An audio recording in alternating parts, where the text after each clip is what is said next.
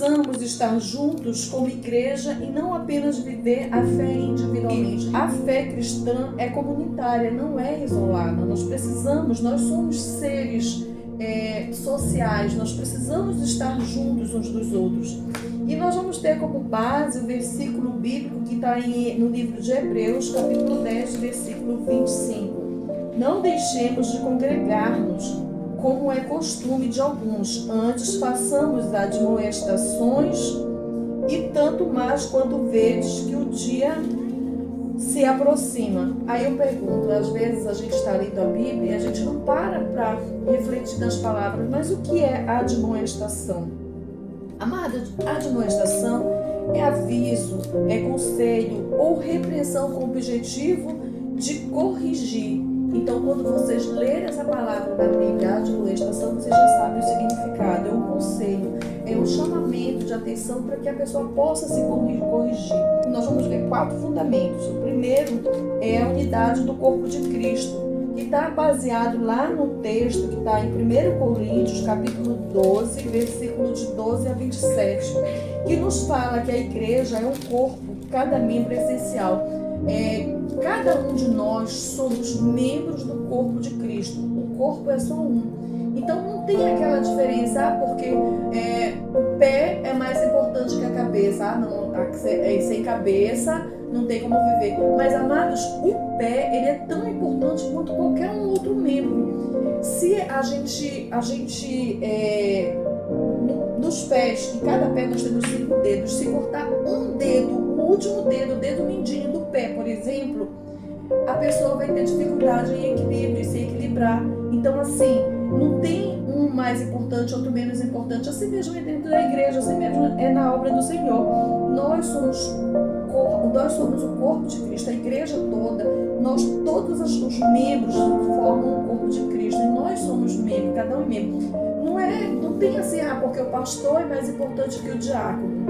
Porque o levita, o irmão que canta, é mais importante do que o diácono que está escalado para limpar o banheiro, o porteiro. Não tem, todos somos importantes. E nós precisamos entender que não há diferença. Para Deus, Ele não faz acepção de pessoas, Ele não faz essa diferença. Então, a unidade do corpo de Cristo é o primeiro fundamento bíblico. O segundo fundamento é a presença de Deus em meio ao povo. Lá no capítulo de Mateus, no capítulo 18, versículo 20, fala assim: onde estiverem 2 ou 3 reunidos em meu nome, ali estou no meio deles. Amados, eu não estou dizendo aqui que onde tem só uma pessoa orando, falando com Deus, Deus não está ouvindo. Não é isso. Eu estou falando exclusivamente da questão de estarmos juntos, de estar mais pessoas buscando a presença de Deus, orando e falando e conversando e lendo e aprendendo mais de Deus. Então, assim, Deus está presente. A gente precisa entender que Deus está presente. Deus está presente aqui conosco nesse momento, porque nós estamos falando da palavra do Senhor. Nós estamos mostrando na Bíblia por que nós devemos congregar. Então, eu sei que você está aí ouvindo. Então, Deus está presente. Então, nós precisamos entender que nós precisamos desse momento de estarmos juntos e de qualidade, falar com Deus realmente, estar em comunhão. O outro fundamento é a edificação mútua. Lá no capítulo de Efésios, capítulo 4, versículo de 11 a 16, fala sobre os dons espirituais são dados para edificação coletiva. Nesse versículo especificamente fala que Deus constituiu uns como apóstolos, outros como profetas, outros como evangelistas, outros como pastores e mestres. Então, para que tem essas pessoas? Para que foi instituído, separado essas pessoas com esses dons? Falam em dons espirituais, para que pudesse estar ensinando o povo, para que pudesse estar buscando, por exemplo, o profeta, que pudesse profetizar. Aí eu pergunto para vocês, qual é a importância de um profeta, qual a função de um profeta se ele profetizasse só para ele mesmo? Ele precisa profetizar para o povo. Quarto fundamento, que é o exemplo da igreja primitiva.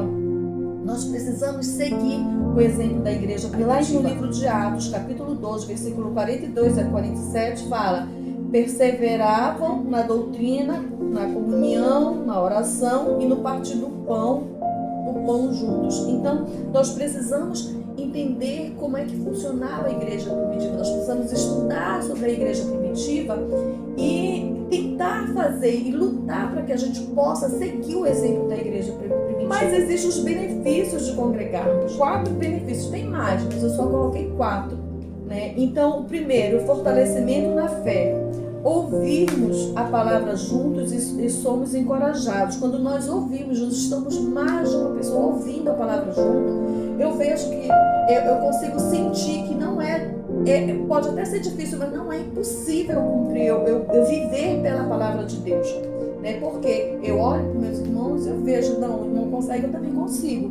Então a gente precisa entender desse benefício que é o fortalecimento da minha fé. Eu junto, congregando com outras pessoas, estando nos cultos junto com outras pessoas, nas orações, eu vou estar me fortalecendo. O segundo benefício é o apoio nos momentos difíceis. Lá em Gálatas, capítulo 6, versículo 2, fala assim: levai as cargas uns dos outros. Amados, eu vou ter pessoas do meu lado que vão poder estar comigo, chorando junto comigo, sorrindo junto comigo. Nas horas difíceis, tem momentos da nossa vida que o deserto é tão grande, está tão difícil, o sol está tão quente, né, usando uma metáfora, que eu não consigo, eu não tenho condições físicas de orar. Eu preciso do apoio de uma outra pessoa do meu lado para estar junto comigo, buscando a palavra de Deus. E assim, esse irmão vai me fortalecendo em Cristo. Outro benefício é a oportunidade de servir. Cada cristão contribui com os seus dons. Irmãos, é assim.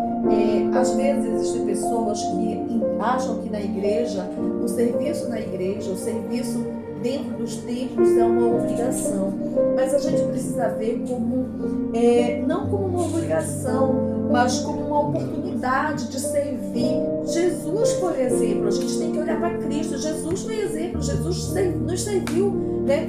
Ele deu a vida dele. O quarto benefício que eu listei aqui foi testemunho ao mundo. Lá em João, capítulo 13, versículo 35, fala assim: nisto conhecerão todos que sois meus discípulos, se tiverdes amor uns aos outros. Amados, são muitos olhos que estão para dentro das igrejas hoje. E, nós somos exemplos. Eles ficam nos apontando, nos acusando quando eles veem confusão na igreja, contenda, fofoca, dissensão. Então eles ficam apontando. Então nós precisamos colocar na nossa cabeça que nós temos que testemunhar.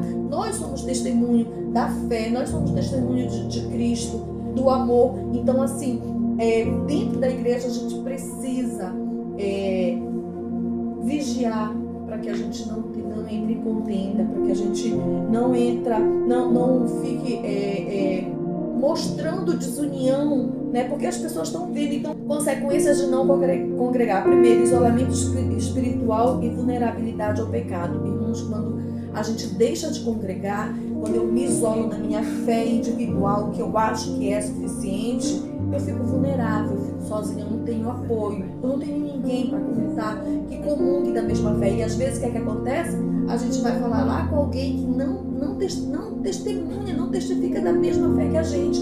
E a gente ouve conselhos, a pessoa, porque se eu fosse eu quebrava, eu já tinha matado, já tinha feito isso. Mas por quê? Porque você está sozinho, porque você não tem uma rede de apoio emocional e também na fé, que é o que é importante. Então a gente precisa evitar essa vulnerabilidade, esse isolamento espiritual. Que outra consequência de não congregar é a falta do crescimento e maturidade cristã. Irmãos, é muito mais fácil a gente assistir um filme do que a gente estudar a Bíblia. Sozinha a gente precisa lutar muito para estudar a Bíblia, porque os atrativos do mundo, as coisas, o YouTube chama muito mais atenção, porque é o prazer, agrada a nossa carne. Uma outra consequência é a perda da oportunidade de servir e ser servido. Você perde essa oportunidade de estar servindo alguém, de estar mostrando que o seu amor. Eu costumo falar na minha casa, né, com meu filho, eu costumo dizer assim que o fato de eu lavar a roupa dele, de eu fazer a comida, de eu manter as coisas tudo limpo e arrumado, é uma forma de demonstrar o amor na prática. Então, servir para demonstrar o amor, que você tem o amor que Cristo nos ensina. Se não tem ainda, a gente precisa trabalhar, porque a maturidade espiritual, a gente nunca está pronto, a gente sempre está buscando essa maturidade. A consequência é enfraquecimento do testemunho coletivo da igreja. Vocês já imaginaram?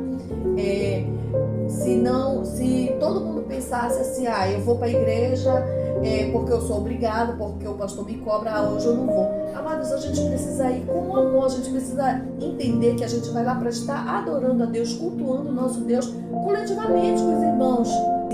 Imaginem comigo, né, que tem uma árvore pequena, uma pequena árvore que acabou de germinar, plantada num campo, numa área onde é só ela de árvore. Só ela de árvore, não tem nada perto, não tem nenhuma outra árvore, não tem nem um capinzinho perto. No verão é muito quente o sol, não chove, a gente passa aqui em Macapá, a gente passa até de 6 meses sem saber o que é chuva, que não chove, então a terra fica muito quente. Imagina essa pequena planta lutando para crescer nesse ambiente, né?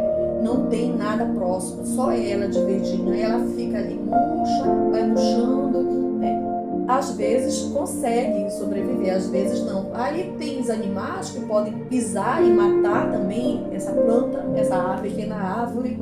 Aí ela sobrevive o verão, mas vem o inverno. E o inverno chega com muita chuva, muito vento, trevoada e tal. E aí assim, agora imagine essa mesma árvore na floresta, com outras árvores ao redor.